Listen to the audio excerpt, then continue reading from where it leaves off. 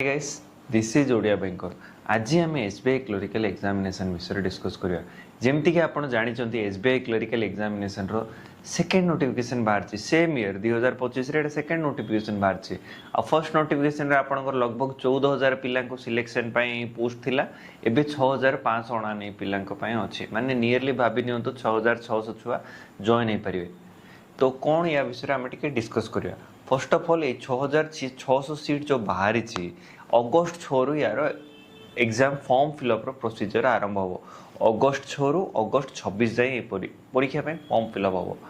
यही समय जो मानकर एज क्राइटेरिया जदि देखिए 20 रु 28 वर्ष एज क्राइटेरिया जो मान एज 20 रु 28 वर्ष ब्राकेट आसुची से माने परीक्षा दे पारे। First of all second thing कौन जो मानकर ग्रेजुएशन अच्छी ग्रेजुएशन है बेयर मिनिमम से तो आपको रखा पड़ो। जदि ग्रेजुएशन अच्छी then you are eligible to give this examination. तो एग्जामिनेशन कौन केमती कौन हम से विषय में गोटे एक्सटेंसिवली गोटे वीडियो करी से आम पूरा मेटिकुलसली सब जिन डिस्कस करिया।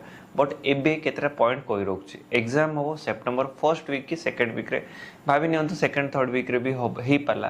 माने फॉर्म फिलअप मिनिमम तो 15-20 दिन पर ही परीक्षा हो ना, कंडक्ट करने टाइम लगे 15-20 दिन पर हम जदि भी परीक्षा तो आपंकर सेप्टेम्बर मास 20 तारीख आड़े परीक्षा हम से परीक्षा हम तापर अक्टोबर मेन्स हम तापर डॉक्यूमेंट वेरिफिकेशन तापर जॉइनिंग हम। मोर बैंकिंग जी एग्जामिनेशन मुझे 2014 मसीहा 14-15 रु आज जाए मुझे देखिली एते सीट के बाहर नहीं गोटे ईयर रे मैक्सिमम आपंकर एते सीट के बाहर नहीं। फर्स्ट टाइम एथर कौन है सीट बहुत बाहर पिला माने जो माने फर्स्ट राउंड जो परीक्षा होता जनवरी नोटिफिकेशन पिला जॉइन हेले डॉक्यूमेंट वेरिफिकेशन है जॉइन हेले जो माने क्वालिफाई करि पाना से टाइम रे एबे से गोटे गोल्डन अपॉर्चुनिटी से माने परीक्षा क्वालिफाई करि परिबे। एटलिस्ट 6600 सीट पे पढ़ंतु भलरे समय भी अच्छे आपनक पाखरे पढ़ंतु हे जिवो किछि बड़ कथा नै। और माइंड यू आपनकर PO examination jar age bracket 30 से आपनकर इंटरव्यू अच्छी क्लरिकल आपनकर इंटरव्यू ना और थरे क्लरिकल हो गले 3 वर्ष पर पीओ माने सॉरी ऑफिसर हो जिवे कौन बड़ कथा अच्छी। आपन क्लरिकल एग्जाम टा मन दे दियंतु हे जिवो परीक्षा किछि बड़ कथा नै मन दे दियंतु भलसे पढ़ंतु हे जिवो।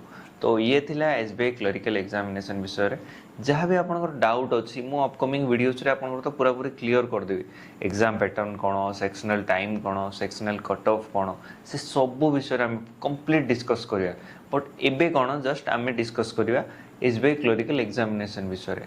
तो ये सेकेंड नोटिफिकेशन कन्फ्यूज हुंतुनी आउ थरे नोटिफिकेशन बाहरी बहुत पिला मत मेसेज कले कौन एटा फेक ना ओरिजिनल नोटिफिकेशन बाहरी जनवरी रे गोटे थर बाहर थिला एगेन एबे बाहर 20 दिन समय ऑलरेडी 10 दिन पळेलाणी आज इंडिपेंडेंस डे ए भितर फॉर्म फिलअप करिके आपण परीक्षा पय प्रिपरेशन स्टार्ट करंतु भलो मॉक फॉक लगांतु परीक्षा क्लियर करंतु।